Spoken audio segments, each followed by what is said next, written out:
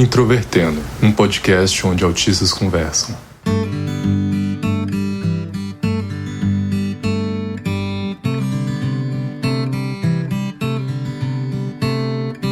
Um olá para você que ouve o podcast Introvertendo, que é o principal programa sobre autismo do Brasil e que frequentemente fala sobre autismo na vida adulta, incluindo o mercado de trabalho. Meu nome é Thiago Abreu, sou jornalista, um dos integrantes deste projeto, e mais uma vez estou aqui com o Caio para falar um pouco mais sobre autismo e mercado de trabalho. Opa, Thiago e audiência, obrigado aí pelo convite. Vamos falar desse tema aí que a gente começou já nessa série e bora falar. No mês passado a gente falou de forma introdutória, principalmente sobre algumas coisas relacionadas à formação, e agora a gente vai adentrar um pouco mais essa seara que é bem complexa, relacionada aí a trabalho e empregabilidade. Hoje o nosso foco é sobre acessibilidade e ações práticas de adaptações dentro do ambiente corporativo. Se você está conhecendo o Introvertendo pela primeira vez, seja bem-vindo, seja bem-vinda. O nosso programa fala sobre autismo na vida adulta e também outros tópicos correlatos ao autismo. Nós temos a nossa página no Facebook, Twitter e Instagram, onde você pode encontrar o material do Introvertendo, e também o nosso site, que é o introvertendo.com.br. Vale lembrar que o Introvertendo é um podcast feito por autistas e essa série de autismo e mercado de trabalho é uma parceria entre o Introvertendo e a ATIP. Caio, as pessoas tendem a pensar apenas em pessoas com deficiência física quando se aborda a acessibilidade arquitetônica, aquela mesmo que pensa na estrutura do ambiente. No contexto do autismo e do trabalho, quais são geralmente as ações de acessibilidade arquitetônicas voltadas para os autistas e no contexto do autismo? Bom, acho que é um tópico super interessante a gente abordar, né? Porque quando a gente fala de inclusão, né, de pessoas autistas no ambiente de trabalho, a gente está falando de inclusão de pessoas com deficiência, né? Então, geralmente, quando a gente pensa em inclusão de pessoas com deficiência, a gente vai muito para a parte arquitetônica, né? Então, questão de rampa, acessos mais facilitados, etc. Mas, né, acho que quando a gente fala de inclusão de pessoas autistas é algo muito mais abrangente do que, entre aspas, apenas a parte arquitetônica, né? Mas quando a gente fala exclusivamente da parte arquitetônica, a gente tem para pessoas autistas a questão de luz, né, de luminosidade, a questão de barulhos. Então, é uma empresa que se propõe, né, a ser inclusiva para pessoas autistas, ela precisa entender se essas pessoas que ela está contratando, ou que ela já tem no seu corpo ali de funcionários, de pessoas colaboradoras, se elas têm alguma hipersensibilidade, por exemplo, à luz, a barulhos, a cheiros, porque isso tudo, caso elas tenham, isso demanda algumas mudanças aí, tanto de espaço, né, quanto de processo, né? Então, quando a gente vai para o lado de acessibilidade arquitetônica, eu acredito que quando a gente fala de inclusão de pessoas autistas, eu iria mais por esse lado de ter um ambiente o mais tranquilo e calmo possível, no sentido de pessoas que têm aí a questão de hipersensibilidade a muitos barulhos, muitas pessoas falando ao mesmo tempo, e também a questão de cheiros, né, e também de sons, né? Então, tentar, né, nesse sentido, ter um lugar mais tranquilo, ter um lugar muito sem muitas interferências sensoriais, porque isso, geralmente, a gente observa nos períodos de adaptação aí das pessoas que a gente auxilia na contratação, que geralmente isso trazem benefícios bem claros aí para nossa comunidade. É claro que, né, como a gente inclusive ressaltou, né, Thiago, no episódio anterior, cada pessoa autista é uma pessoa autista, né? Então é importante a gente entender de fato se aquela pessoa precisa daquilo, se ela se sente confortável da forma que o escritório ou se ela precisa de alguma adaptação. Então é um processo muito mais um a um ali, entendendo a necessidade e tentando, claro, ser o mais acessível e adaptativo possível. Sim, tem um episódio anterior aqui no Introvertendo, que é o 178, Autistas na Arquitetura, que há uma discussão um pouco sobre o papel da arquitetura na questão da acessibilidade do autismo. E tem até alguns estudos nessa área, uma discussão maior sobre como a acessibilidade arquitetônica também pode contribuir na questão dos autistas, não só no ambiente de trabalho. Então, quem nunca ouviu esse episódio, ouça lá também, que também tem uma discussão mais voltada nesse sentido. E em relação ao campo do trabalho, além dessas mudanças, né, que podem e devem ser promovidas, a gente também tem uma questão sobre o perfil da empresa que está contratando, né?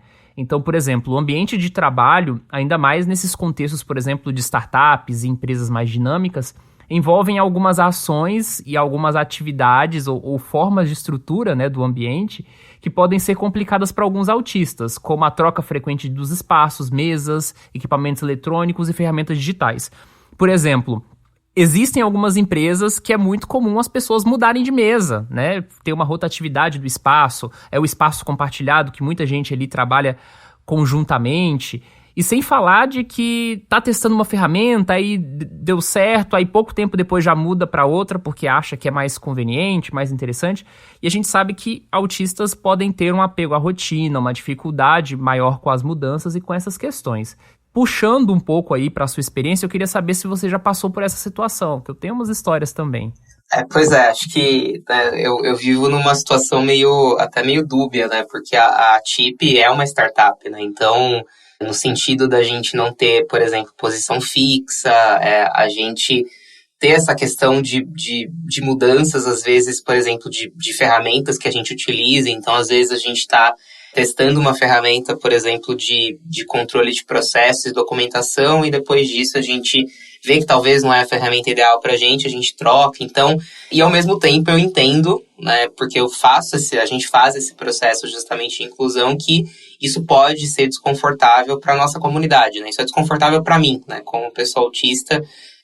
Eu tento equilibrar, né, esse dinamismo que, no caso, a minha empresa ela exige, né, até por ser uma startup, né? Então, eu tento equilibrar isso com as minhas características, que geralmente eu sou uma pessoa mais apegada a processo, apegada à rotina. Então, é difícil até para mim. Assim, acho que essa é a questão, né? E quando a gente vê o mercado de trabalho, a gente tem empresas nos mais diversos perfis, né? Então, as empresas que estão conectadas com a TIP, a gente tem desde escolas, né, de programação, escolas de inovação, até empresas aí, bancos digitais e etc. Então, são empresas com os perfis muito distintos entre si.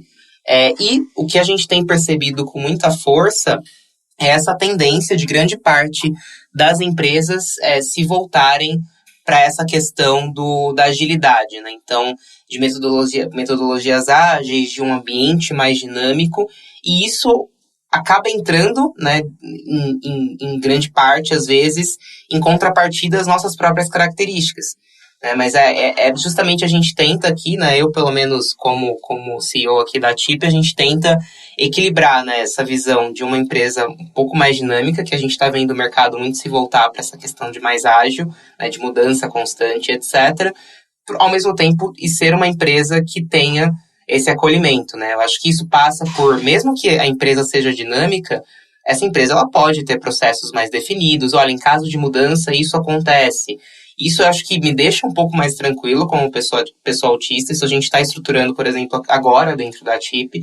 E quando eu vejo que uma empresa, né, um potencial cliente ou um nosso cliente não tem esses processos definidos e se define como uma empresa ágil, aí eu levanto uma bandeira vermelha. Eu falo, putz, pode ter algum problema nesse sentido, porque se a empresa ela é uma empresa ágil, só que ao mesmo tempo ela não tem processo definido de mudança, processos documentados, onde a gente possa consultar e caso...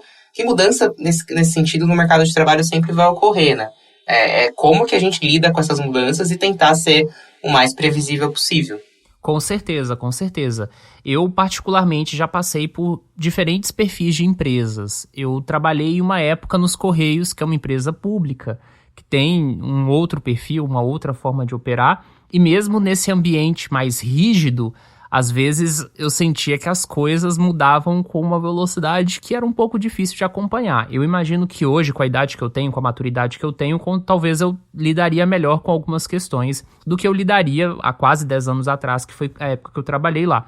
E hoje em dia eu vivo nesse contexto também de startup. E o que eu percebo é que muitas vezes há uma dificuldade por parte, né, das empresas de colher os feedbacks e talvez entender a especificidade da demanda da pessoa com deficiência, no caso aqui a gente focando do autismo. Isso me faz lembrar, por exemplo, de algumas histórias que o William Timura, que faz parte aqui da equipe do Introvertendo, já contou sobre a experiência dele no mercado de trabalho de tecnologia, que às vezes o que incomodava ele num ambiente de trabalho eram coisas que as pessoas olhavam e pensavam que não tinha problema nenhum, E por isso mesmo as pessoas tendiam a subestimar o quanto aquilo incomodava para ele. Então era a troca de um teclado de computador, um teclado que para ele era o perfil exato que ele estava acostumado a usar. Às vezes tinha a ver com a iluminação, com a acústica de um ambiente, com a estrutura de como as coisas eram. E ele passou por várias situações em que ele pediu demissão. Ele já contou isso num episódio aqui que a gente tem mais antigo, de que ele pediu demissão de várias empresas num período de 6 meses. E a conclusão que ele acabou chegando foi de que era melhor ele trabalhar sozinho. Então acaba sendo uma questão muito excludente, né, para muitas pessoas no espectro do autismo. Há uma dificuldade de identificar qual que é essa demanda, e quando essa demanda é identificada, eu acho que muitas vezes as pessoas podem pensar que não é algo relevante o suficiente, ou, todo mundo consegue lidar com isso, por que você não consegue? Exatamente, eu acho que essa pelo que a gente tem notado, né, nessas empresas, independentemente do perfil, é essa questão, né? Primeiro, essa dificuldade de entender, né, essa pessoa neuroatípica, neurodivergente que ela contratou, que ela já tenha ali no seu quadro, né? E num segundo momento, às vezes até desacreditar que aquela pequena mudança, que pode ser pequena para a empresa, que não representa às vezes nenhum custo, né, a nível financeiro, a nível emocional, a nível de processo, mas para aquela empresa pode parecer pouco, mas para aquela pessoa faz uma diferença gigantesca. E por parecer pouco, né, para a empresa, as organizações tendem a ignorar isso, né? Então,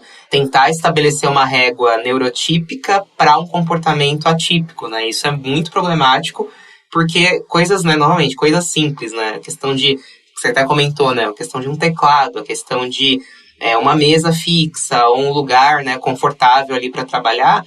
Isso para uma pessoa que tem essas demandas, né, uma pessoa dentro do espectro que tem essas demandas, isso faz total diferença, né? E para a empresa, quando a gente fala, empresa, tenta não trocar, né, o teclado, por exemplo, tenta não trocar essa pessoa de lugar, tenta trabalhar com posição, nesse caso, né, com uma posição fixa, não com uma posição móvel.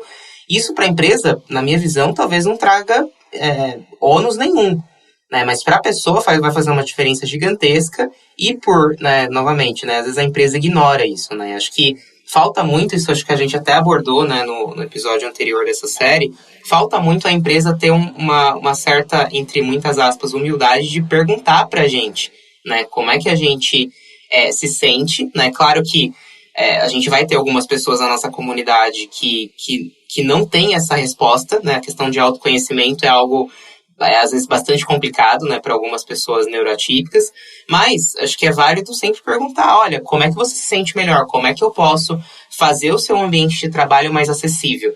Então, acho que tudo passa aí por essa pergunta. Claro que tem outros dispositivos, né, que a gente pode usar, a TIP mesmo tem alguns processos aqui de entendimento de perfil, né, de pessoas autistas, mas, de qualquer forma, acho que é muito mais simples nesse sentido, né, pelo menos inicialmente, que é perguntar para a pessoa, olha, como é que você se sente melhor? E caso a pessoa não tenha resposta, tentar trabalhar junto com ela essa questão e tentar descobrir isso em conjunto, né? Acho que passa por um pouco também de vontade e, às vezes, novamente, isso não tem investimento, às vezes, financeiro e de esforço quase que nenhum, né? Quase zero. E existem características do autismo que, de acordo com cada caso, podem até parecer opostas, como a hiper e a hiporreatividade a estímulos. A gente até já falou isso no episódio 119, lá em 2020. E nesse caso, por exemplo, o uso de abafadores pode ajudar alguns autistas. Até virou quase um clichê nas produções de autismo. A gente vê uma série, tem um personagem autista, tá usando fone. Acho que já tá quase exagerado já. Mas pra mim é um estereótipo já tá quase beirando isso, porque para alguns autistas é uma ação que não faz o menor sentido, principalmente para aqueles que são hiporreativos a esses estímulos sonoros. Você acha que identificar essa variedade, que é quase uma contradição dentro do próprio espectro do autismo, acaba sendo desafiador para as empresas? Não ter aquela concepção do autista padrão? Isso é super, super desafiador, né? Quando a gente geralmente chega nas empresas e fala, olha, cada autista é um autista, tá? Então, geralmente, a gente vai precisar trabalhar em conjunto aqui para, se você está contratando 5 pessoas, quase que com certeza, 100% de chances de as 5 pessoas serem diferentes. Podem ter algumas características aí mais gerais em comum, mas tem graus, né, dessas características, tem formas de apresentação, né, desses estímulos, enfim. Então, primeiro que isso assusta as empresas, Isso a gente percebe com muita força, assim, que quando a gente fala, olha, você quer trabalhar, né, com a contratação, né, com a neurodiversidade, né, você quer trabalhar com a contratação de pessoas neuroatípicas, beleza. Mas primeiro passo, você precisa entender que cada pessoa é diferente uma da outra. E aí, quando a gente comunica isso para a empresa, e claro que a gente auxilia, né, ela nesse processo de conhecimento desse perfil, mas ainda assim a gente vê algumas resistências. Então, as próprias empresas, às vezes, elas têm pessoas autistas trabalhando com elas. Grande parte das empresas, eu acredito que tenha pessoas autistas. Claro que essas pessoas autistas, às vezes, nem falam que são, né, que mascaram suas características, etc. E por elas, às vezes, ter, né, a gente tem pessoas autistas aqui trabalhando e dá super certo, isso não quer dizer, né, tem dois caminhos nesse sentido. O primeiro, pode dar super certo para aquelas pessoas que estão nesse momento, e, segundo ponto, não quer dizer que vai dar certo para as demais pessoas que você contratar. Então, a gente tenta deixar isso muito, muito claro, né, muito explícito. E essa questão, né, de cada pessoa ser diferente, às vezes dentro da nossa comunidade tem características que são opostas. Então, você comentou da questão dos abafadores. Para mim, isso não faz a menor diferença. Eu tenho uma certa hipersensibilidade auditiva, mas não... eu tenho a impressão que aqueles abafadores clássicos, né, que a gente vê muito por aí, eles mais me atrapalham do que me ajudam. Eu também. Porque me incomoda, assim, ter aquela coisa no ouvido, sabe? Cobrindo o ouvido inteiro, ou ele deixa abafado, sabe? Então, essa solução mais clássica de abafadores de ouvido mais tradicionais, isso não funciona pra mim. Mas eu percebo que para outras pessoas pode fazer a diferença.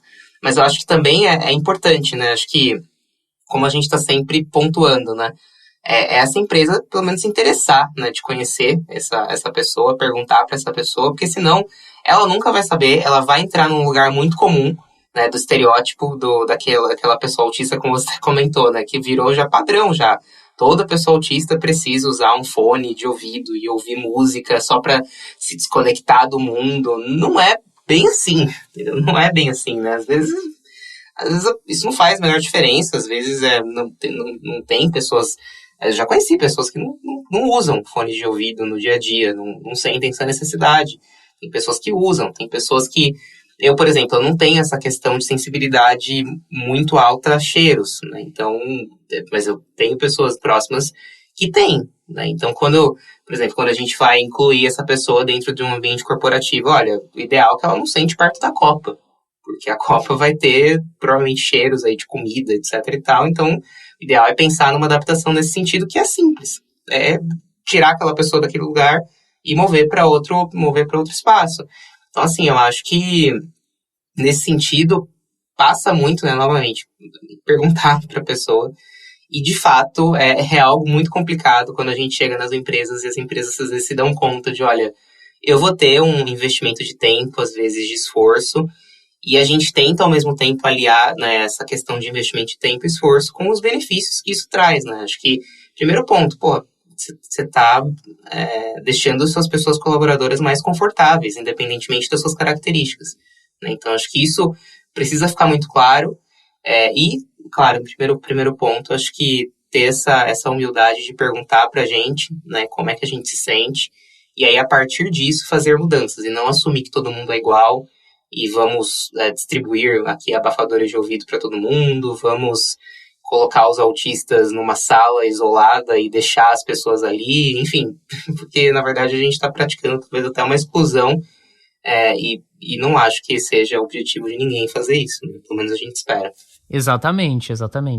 E você falou muito sobre uma postura de sensibilidade, eu poderia até dizer assim, das empresas em relação a entender as demandas das pessoas no espectro do autismo que estão adentrando o mercado de trabalho, mas a gente sabe também que nós também podemos ter essa postura ativa de descrever e de pontuar as adaptações que a gente precisa. É claro que muitas vezes isso é um pouco mais difícil de ser feito, porque o autismo também é uma deficiência diretamente ligada à interação social e à leitura do ambiente, né? Então tem muitos autistas que teriam essa dificuldade. Mas na prática, partindo do pressuposto que a gente pode também fazer isso e colocar, né, os nossos pontos em perspectiva, como que a gente pode sistematizar essas adaptações que a gente precisa e dialogar com a liderança? Isso é uma questão, assim, primordial, né? E acho que esse passo de de empoderamento, né, vamos colocar assim, da nossa comunidade, né, das pessoas que estão dentro de ambientes corporativos que não estão fazendo bem para elas, é um processo que demanda, primeiro, tempo, né, porque, né, a gente vive no Brasil, né, então basicamente todo mundo precisa trabalhar. Então, quando essa pessoa neuroatípica, neurodivergente, autista está já num ambiente corporativo, né, bem ou mal empregada, né, porque a gente sabe que não é uma realidade tão forte assim na nossa comunidade, na grande parte, na verdade, está fora do mercado de trabalho. Então, essa pessoa, né, no primeiro momento, ela tem medo, né, de falar, né, ela tem medo de se colocar, porque, bom, putz, se eu me colocar, se eu falar que eu preciso de alguma adaptação, isso vai pegar mal, e aí eu vou ter que explicar o porquê que eu preciso dessa adaptação, e aí uma coisa vai levar a outra, e no final pode, por exemplo, né, suscitar o medo aí de uma demissão, desligamento, ou como a gente prefira chamar.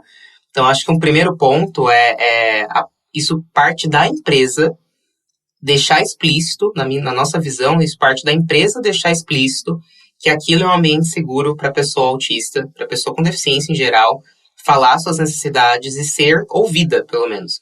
Claro que a gente sabe, né, a gente entende que nem tudo, às vezes, é possível de ser feito, mas é importante que a empresa, pelo menos, esteja com essa escuta ativa de ouvir, né, as pessoas colaboradoras, independentemente da sua deficiência. Mas eu acho que o primeiro passo, né, para a gente chegar nessa questão da própria pessoa autista chegar para a sua liderança, para as próprias pessoas das suas equipes e falar, olha, eu preciso disso, eu preciso de um espaço mais físico, mais fixo, eu preciso, talvez, até de um abafador, eu preciso trabalhar mais dias de home office, por exemplo. Home office é um ponto importante, que às vezes a gente até ignora essa possibilidade, pode ser uma possibilidade para outras empresas, né? Então, ainda mais os tempos que a gente está, né, desde os tempos que a gente está vivendo há sei lá quantos anos, eu já perdi a conta já. Então, o home office é uma possibilidade.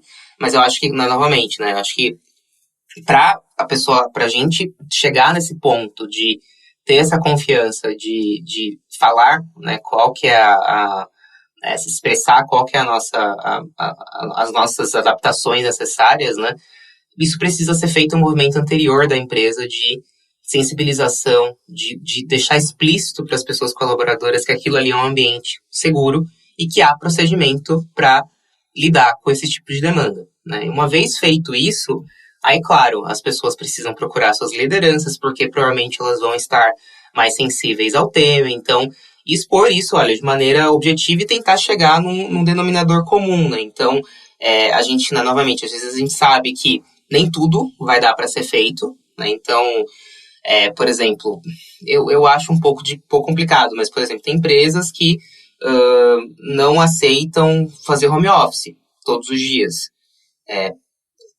Isso é um pouco complicado, com certeza, ainda mais, né, como a gente viu aí nos últimos anos.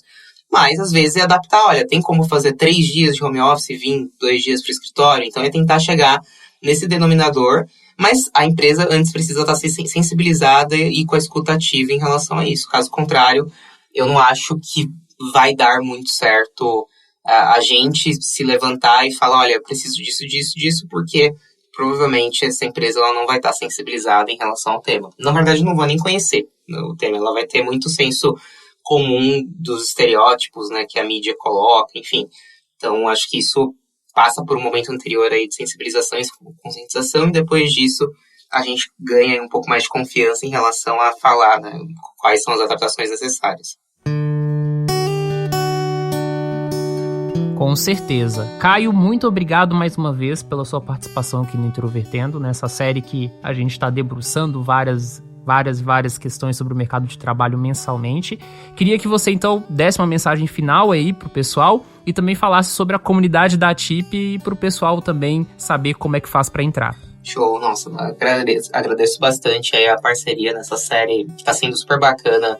Acho que oferecer esse conteúdo, né, acho que a gente está conseguindo abordar temas aí que são pertinentes, não só para a nossa comunidade, mas também para as pessoas aliadas, para as pessoas que estão aí à nossa volta, né.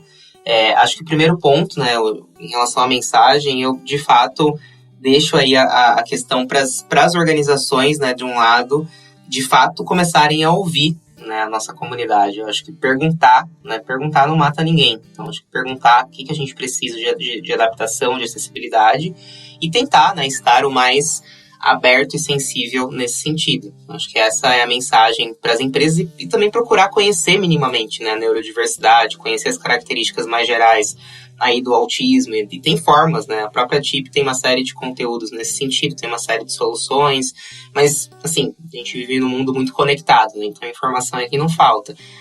E, no segundo momento, convido aí a todas as pessoas da comunidade autista, a entrar na nossa comunidade, que é a comunidade Atípicos. Por hora, a gente está funcionando no Telegram, mas a ideia, já deixo esse pequeno spoiler aí, a ideia é a gente migrar para outra ferramenta que vai aí incentivar mais a interação entre a gente, que as pessoas vão ficar mais livres aí para comentar tópicos e puxar assuntos. Então, por hora, a gente está funcionando ali no formato beta ainda no Telegram. Basta entrar no site ali da TIP e se cadastrar. Tem um botão ali escrito pré-cadastro e selecionar que eu sou atípico e aí preencher um formulário mais simples.